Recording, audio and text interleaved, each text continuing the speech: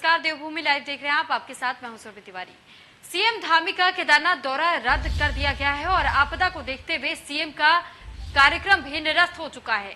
तो सीएम अधिकारियों के साथ आपदा की समीक्षा करेंगे और वीडियो कॉन्फ्रेंसिंग के जरिए आपदा प्रबंधन की समीक्षा की जाएगी। बैठक में कई विभागों के अधिकारी भी इस दौरान मौजूद रहेंगे। तो ये बड़ी जानकारी इस वक्त आपको दे रहे हैं। सीएम धामी का केदारनाथ का जो दौरा बताया जा रहा था वो फिलहाल के लिए रद्द कर दिया गया है। आपदा को देखते हुए ही सीएम का कार्यक्रम निरस्त हुआ है और ये बड़ी जानकारी आपको बता दें कि सीएम अधिकारियों के साथ आपदा की समीक्षा करेंगे, लेकिन वीडियो कॉन्फ्रेंसिंग के माध्यम से आपदा की समीक्षा सीएम की तरफ से की जाएगी। तो पुष्कर सिंह धामी दरअसल केदारनाथ का दौरा करने वाले थे, लेकिन उससे पहले ही जो आपदा की स्थितियां बनी और उसके बाद से ये फैसला लिया गया कि इस कार्यक्रम को निरस्त कर दिया जाए। तो सीएम धामी का केदारनाथ दौरा इसी वजह से रद्द करना पड़ गया और आपदा को देखते हुए सीएम ने ये निर्णय लिया है कि अधिकारियों के साथ मिलकर आपदा की समीक्षा करेंगे, लेकिन वीडियो कॉन्फ्रेंसिंग के माध्यम से समीक्षा की जाएगी। तो आपदा को लेकर के समीक्षा की जाएगी, लेकिन वीडियो कॉन्फ्रेंसिंग का जरिया चुना गया है और बैठक में कई विभाग के अधिकारी भी इस दौरान मौजूद रहेंगे। तो सीएम धामी का केदारनाथ का जो दौरा बताया जा रहा था, हाल फिलहाल में वो रद्द कर दिया गया है। आपदा को देखते हुए ही सीएम का कार्यक्रम निरस्त किया गया है और सीएम अधिकारियों के साथ आपदा का समीक्षा करेंगे। तो सीएम धामी का केदारनाथ का दौरा रद्द हो चुका है। दरअसल केदारनाथ का दौरा वो करने वाले हैं जो आपदा देखी गई है और आपदा की स्थितियों का जायजा लेने के लिए यानी कि समीक्षा लेने के लिए पहले केदारनाथ खुद सीएम जाने वाले थे, लेकिन इसके बाद से पुष्कर धामी की तरफ से ये कह दिया गया कि जो आपदा की स्थितियां इस वक्त बनी हुई है और आपदा को देखते हुए ये कार्यक्रम निरस्त करना पड़ रहा है, लेकिन वीडियो कॉन्फ्रेंसिंग के जरिए तमाम अधिकारियों के साथ वो जुड़ेंगे और साथ ही साथ समीक्षा की जाएगी। तो सीएम अधिकारियों के साथ आपदा की समीक्षा करेंगे। बैठक में कई विभागों के अधिकारी मौजूद रहेंगे।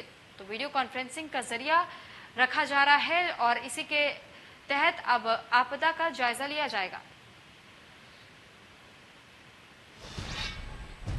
उत्तरकाशी में पिछले 24 घंटे से हो रही बारिश के चलते जगह जगह तबाही के मंजर देखने को मिल रहे हैं और जिले के कई गांवों का संपर्क भी अब जिला मुख्यालय से टूट गया है। भटवादी ब्लॉक के मांडो और कंकराड़ी में फटे बादल से कई गांवों और जिलों में मोटर मार्ग बाधित हो चुका है और वहीं कंकराड़ी गांव से आए सैलाब से साड़ा गांव के पास बना पुल भी बह चुका है, जिससे लबगांव धनोत्री क्षेत्र के दर्जनों गांव का संपर्क भी जिला मुख्यालय से टूट गया है और साथ ही लबगांव से केदारनाथ जाने वाला मार्ग भी बंद हो गया है।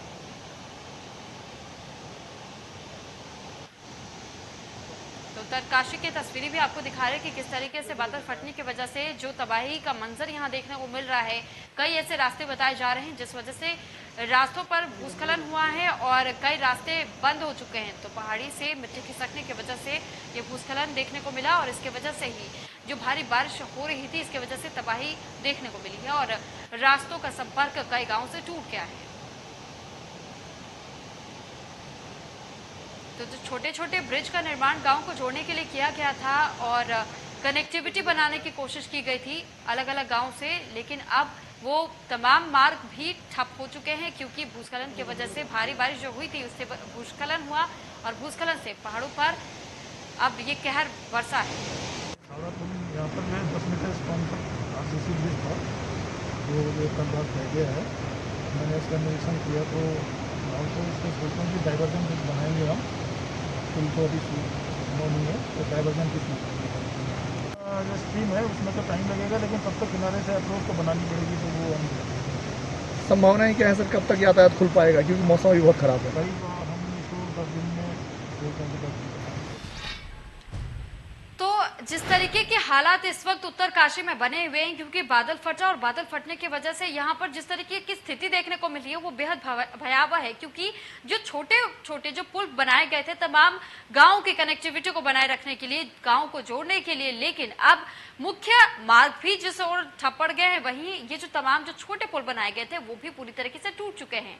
और इस पर अधिक जानकारी के साथ हमारे साथ किशोर रावत लाइव जुड़ चुके हैं संवाददाता। और किशोर, आपसे जानकारी चाहेंगे कि उत्तरकाशी से जिस तरीके की स्थितियां इस वक्त हम देख पा रहे हैं और तस्वीरें भी हमने दर्शकों को दिखाई हैं, इस वक्त क्या कुछ वहां पर माहौल बना हुआ है, लोग किस तरीके से अपनी बातों को सामने रख रहे हैं, कैसी मांग रख रहे हैं सरकार से भी? बारिश की वजह से जो बादल फटा है और क्लाउड बस्ट हुआ है मांडो गांव में और उसके आसपास के गांव के क्षेत्रों में काफी भारी नुकसान हुआ है। जो संपर्क मार्ग थे वो टूट चुके हैं और जो रास्ते थे वो क्षतिग्रस्त हो चुके हैं, रास्ता जाना मुश्किल हो रहा है।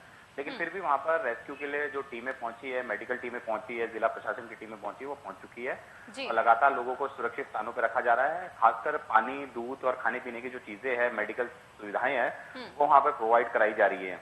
क्योंकि इलाके में काफी बड़ा नुकसान हुआ है, करीबन 20 से 22 घरों में नुकसान हुआ है, तो उन इलाकों को कम से कम फिलहाल खतरे के निशान पे तो है ही है क्योंकि टूट रखे हैं। तो ऐसे में अगल बगल के जो स्कूल है या फिर और सुरक्षित स्थान है, वहां पर उनको टेंट की सुविधाएं दी जा रही है, वहां रखा जा रहा है।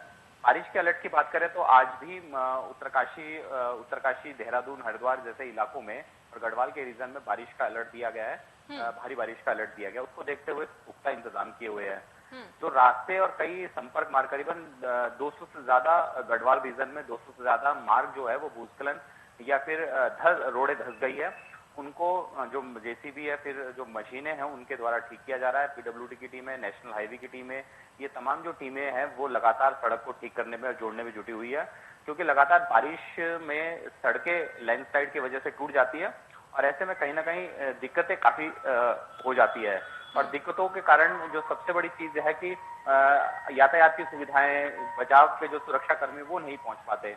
तो जाहिर सी बात है ऐसे में अब टीमें लगातार पहुंची है, लेकिन ये जरूर है कि लोगों के जो हताहत होने की स्थिति है वो ज्यादा नहीं है, लेकिन नुकसान जरूर हुआ है। ठीक है, लेकिन जिस तरीके की स्थितियां अभी भी बनी हुई है और लगातार जैसे कि कनेक्टिविटी बनाने की कोशिश राज्य सरकार की तरफ से की जा रही है, लेकिन जैसे जैसे आपदा आती है तो इन तमाम कनेक्टिविटीज को तोड़ देती है, खत्म कर देती है। तो ऐसे में क्या कोई और दूसरा तरीका निकाला जा रहा है कि कैसे इन तमाम गांवों से कनेक्टिविटी दोबारा से स्थापित की जा सके? देखिए, जब बारिश या आपदा आती है, भारी बारिश आती है तो कनेक्टिविटी हमेशा टूटती है, चाहे वो सड़क मार्ग होते हैं या संपर्क मार्ग टूटते हैं या फिर जो पुल होते हैं वो टूट जाते हैं। वो तो तभी ठीक हो पाएंगे जब ये आपदा या बारिश खत्म होगी, उसके बाद ठीक हो पाएगी। लेकिन वैकल्पिक मार्ग जो होते हैं वो पैदल मार्ग होते हैं, उनको दुरुस्त रखा जाता है, उसमें गाँव के जरिए, गाँव के लोगों के जरिए पहुंचा जाता है। दूसरी बात यह है कि हेलीकॉप्टर एक माध्यम होता है हवाई मार्ग के वहां पहुंचा जा सके, लेकिन मौसम अगर खराब हो तो जो बाय एयर होता है वो भी रेस्क्यू ऑपरेशन मुश्किल हो जाता है। लेकिन संभव ये जरूर होती है कोशिश कि जल्दी से जल्दी लोगों तक पहुंचाया जा सके। इसके लिए एक्सपर्ट्स की टीमें होती है और चाहे वो ITBP हो या फिर इंडियन आर्मी हो या SDRF हो, पुलिस बल हो, इनकी टीमें एक्सपर्ट होती है कि अगर संपर्क मार्ग टूट जाए, पुल टूट जाए, वो किस तरीके से वहां पहुंच सके। उनके पास तरीके होते हैं और वो वहां पहुंचते हैं। मौसम अगर साफ हो जाता है तो ऐसे में हवाई मार्ग सबसे इजी होता है जल्दी से रेस्क्यू करने के लिए, दवाइयां, पानी की सुविधा, खाने पीने की सुविधाएं लोगों तक पहुंचाने के लिए। तो ये सब युद्ध स्तर पर चल रहा है। मुख्यमंत्री ने इसके लिए बैठक लेके भी सब कड़े निर्देश दिए हैं और कहा है कि युद्ध स्तर पर रेस्क्यू ऑपरेशन किया जाए, जो सड़कें टूटी है उनको ठीक किया जाए, बिजली की व्यवस्था तुरंत की जाए क्योंकि अगर बिजली नहीं होगी तो काफी सारी दिक्कतें आ जाती है। तो ठीक है सर, बहुत धन्यवाद आपका तमाम जानकारी हम तक पहुंचाने के लिए। तो ब्यूरो चीफ किशोर रावत हमारे साथ जुड़े हुए थे और हमें तमाम जानकारियां दे रहे थे। अगली खबर का रुख कर लेते हैं। 24 IAS अफसरों में अब फेरबदल किया गया है और डॉक्टर R राजेश कुमार देहरादून के GM बनाए जा चुके हैं और R मीनाक्षी सुंदरम सचिव कृषि एवं कृषक कल्याण की जिम्मेदारी उन्हें सौंपी गई है। राधिका झा को सचिव विद्यालय शिक्षा प्राथमिकी का जिम्मेदार सौंपा गया है और जिम्मेदार बनाया गया है। साथ ही जो 24 ऐसे IAS अफसर बताए जा रहे हैं उनमें ये फेरबदल माना जा रहा है कि बेहद बड़ा फेरबदल हुआ है। R मीनाक्षी सुंदरम सचिव को नई जिम्मेदारियां सौंपी गई है, तो वहीं ऐसे कई और जो IAS अफसर बताए जा रहे हैं, तमाम इन IAS अफसरों में फेरबदल किए गए हैं और फेरबदल के साथ साथ नई जिम्मेदारियां तमाम IAS अफसरों को दिए गए हैं। तो मनीष पवार अपर मुख्य सचिव वित्त बनाए गए हैं और वहीं R मीनाक्षी सुंदरम सचिव कृषि एवं कृषक कल्याण की जिम्मेदारी संभालेंगे। रमेश कुमार सुधांशु से हटा प्रमुख सचिव ग्रामीण की जिम्मेदारी भी सौंपी गई है। विजय कुमार यादव बने सचिव प्रभारी कौशल।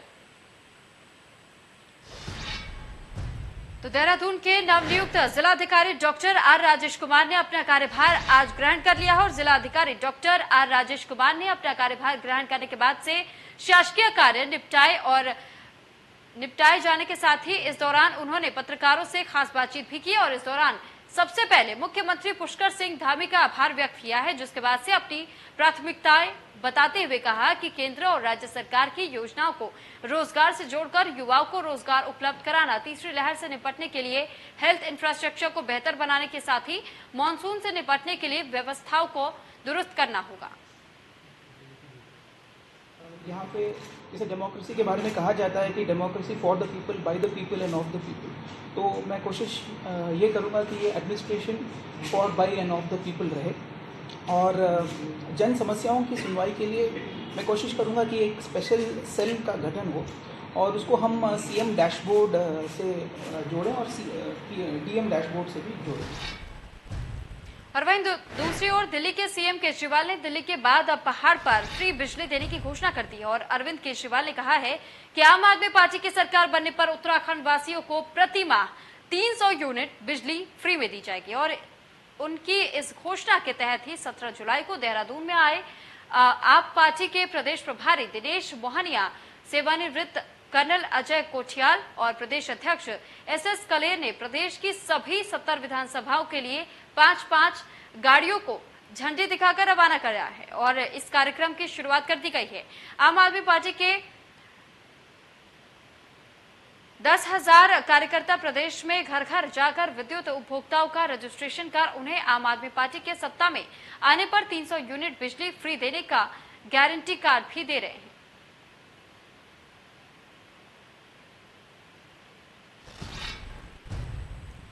दूसरी ओर पहाड़ों पर बारिश आफत बनकर टूट रही है और पहाड़ों पर कई ऐसे जगह बादल फटने की वजह से जहां जानमाल का खतरा हो रहा है, वहीं बारिश की वजह से पहाड़ों पर जीवन पूरी तरह से अस्त व्यस्त हो गया है। वहीं बात करें अगर निराकोट और कंकराड़ी में जल प्रलय की, तो वहां बारिश कहर बनकर टूटी है और जल प्रलय की वजह से यहां एक बुजुर्ग करीब 2.5 घंटे तक मलबे में फंसा रहा। पुलिस और स्थानीय की वजह से बुजुर्ग को बाहर निकाला गया। तो ये तस्वीरें भी हम आपको वहीं की दिखा रहे हैं, तो कैसे 2.5 घंटे के बाद से बुजुर्ग को सकुशल बाहर निकाल लिया गया। दरअसल 2.5 घंटे तक ये बुजुर्ग इसी तरीके से मलबे में फंसा रहा था, लेकिन स्थानीय लोग और जो राहत बचाव कार्य की टीम यहाँ पर जुटी हुई थी, उन्होंने इस बुजुर्ग को मलबे से बाहर निकाला है। तो पौड़ी में मूसलाधार बारिश के बाद एक बार फिर से दर्जनों सड़कों पर बीते दिन से हो रही बारिश कहर बनकर टूटी है। यहां जिले में दर्जनों सड़कें बारिश के कारण हुए अत्यधिक लैंडस्लाइड की घटनाओं के बाद से ही बाधित हो गई है। सड़कों पर हुए भूस्खलन से जिले के कई संपर्क मार्गों का संपर्क मुख्यालय से पूरी तरह से कट गया है और पौड़ी में जिस तरीके की बारिश हुई है, बारिश की वजह से इस तरीके से लैंडस्लाइड की खबरें सामने आ रही। तो उत्तरकाशी में एक बार फिर बादल फटा है और हादसे में कई लोग अभी भी लापता बताए जा रहे हैं। बादल फटने से 23 मकान बह गए हैं। एसडीआरएफ की टीम आपदा क्षेत्र के लिए रवाना कर दी गई है। पहाड़ी इलाकों में नदी और नाले उफान पर नजर आ रहे हैं। तो एक बार फिर से उत्तरकाशी में बादल फटा है। बादल फटने की वजह से 23 मकान बह चुके हैं। एसडीआरएफ की टीम आपदा क्षेत्र के लिए रवाना हो चुकी है।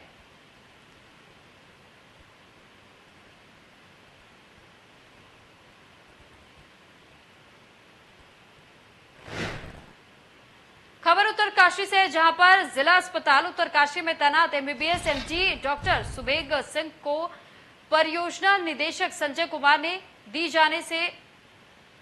जान से मारने की धमकी और अभद्रता की, जिसके चलते डॉक्टर सुबेग सिंह ने अपने पद से त्यागपत्र दे दिया है। दरअसल डॉक्टर सुबेग सिंह का कहना है कि मरीजों की संख्या काफी ज्यादा होने पर और इमरजेंसी केस आने पर मैंने संजय कुमार को 10 से 15 मिनट रुकने को कहा। इससे उन्हें गुस्सा आया और उन्होंने मेरे साथ अभद्रता की है और साथ ही अभद्र भाषा का प्रयोग भी किया है और जान से मारने की धमकी तक दे दी। वहीं जिलाधिकारी मयूर दीक्षित ने कहा कि मेरे संज्ञान में मामला अभी आया है, मैं इस पर जांच करूंगा। और पहले पहाड़ों में डॉक्टरों की कमी है। अधिकारी अपने पद की धौंस दिखाकर एक डॉक्टर के साथ अभद्र व्यवहार कर रहा है।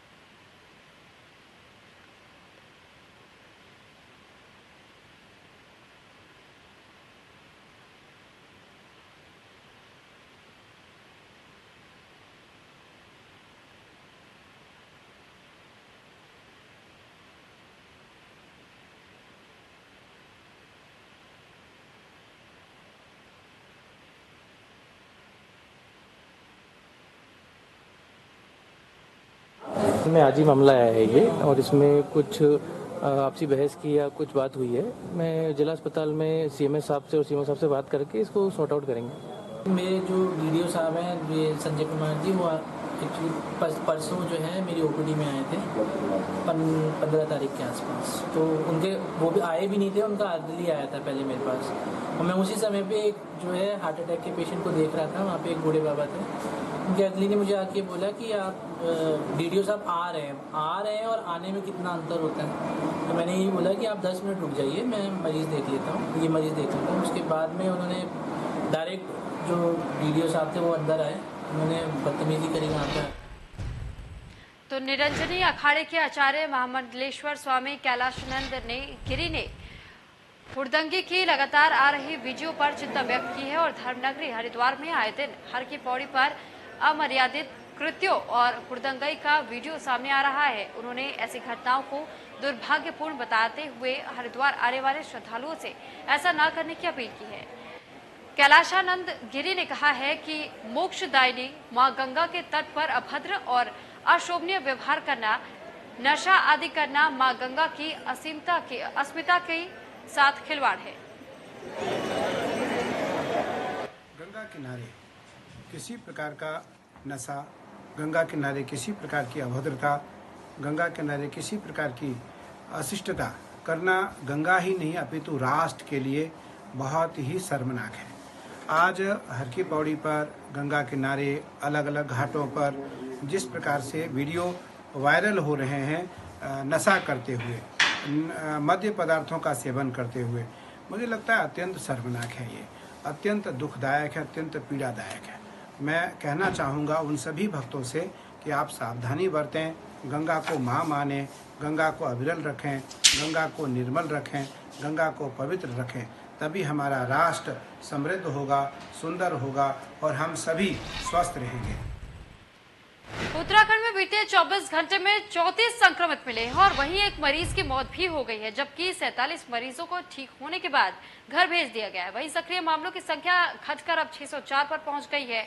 वहीं अल्मोड़ा जिले में एक भी संक्रमित मरीज सामने नहीं आया है और बागेश्वर, पौड़ी, टिहरी, चंपावत और उत्तरकाशी में एक मरीज सामने अभी तक आ चुके हैं। चमोली में 2 और देहरादून में 2, हरिद्वार में 5, नैनीताल में 12, पिथौरागढ़ और रुद्रप्रयाग में 3 और उधम सिंह नगर में 2 संक्रमित अभी तक कुल पाए जा चुके हैं। उत्तराखंड में 24 घंटे में 34 नए कोरोना के केसेस अब तक सामने आ चुके हैं और ऐसे में अब फिलहाल जिस तरीके से कोरोना संक्रमित मरीजों में गिरावट दर्ज की जा रही है, राहत पहुंचाने वाली खबर राज्य सरकार के लिए। तो प्रदेश में सोमवार को 3 और मरीजों में ब्लैक फंगस की पुष्टि की गई है, जबकि ब्लैक फंगस के 2 मरीजों ने दम तोड़ दिया है। अब प्रदेश में कुल मरीजों की संख्या 546 हो गई है। विभागीय हेल्थ बुलेटिन के अनुसार दून मेडिकल कॉलेज, श्री महंत इंदिरेश हॉस्पिटल और हिमालयन हॉस्पिटल जॉलीग्रांट में एक मरीज भर्ती किया गया है। वहीं एम्स ऋषिकेश में भर्ती 2 मरीजों की मौत हो चुकी है। इसी के साथ ही 14 मरीजों को ठीक होने के बाद घर भेज दिया गया है। ब्लैक फंगस के 3 नए मरीज सामने अभी तक आ चुके हैं।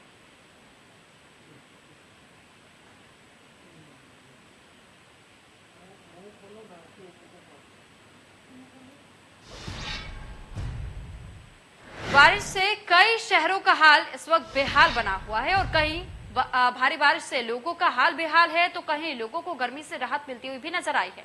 अब हम आपको ये 4 तस्वीरें दिखा रहे हैं। पहली तस्वीर उत्तरकाशी से है, जहां पर बारिश से नदियां उफान पर है और बादल फटने से एक बड़ा हादसा हो गया। वहीं हल्द्वानी, हरिद्वार, मसूरी में भी भारी बारिश हो रही है। तो ये चारों तस्वीरें आपको अलग अलग जगह की दिखा रहे हैं, जहां पर भारी बारिश हो रही है। कहीं पर लोग राहत की सांस ले रहे हैं तो कहीं पर लोगों को खासा दिक्कतों का सामना भी करना पड़ रहा है।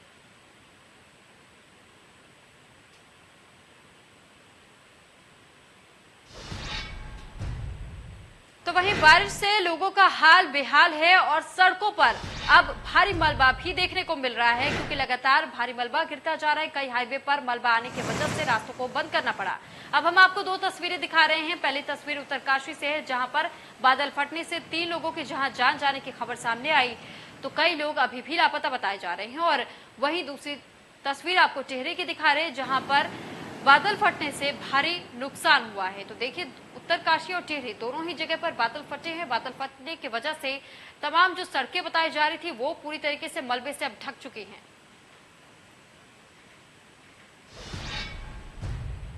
फिलहाल देवभूमि लाइव में मेरे साथ इतना ही। आप बने रहिए इंटर न्यूज के साथ। नमस्कार।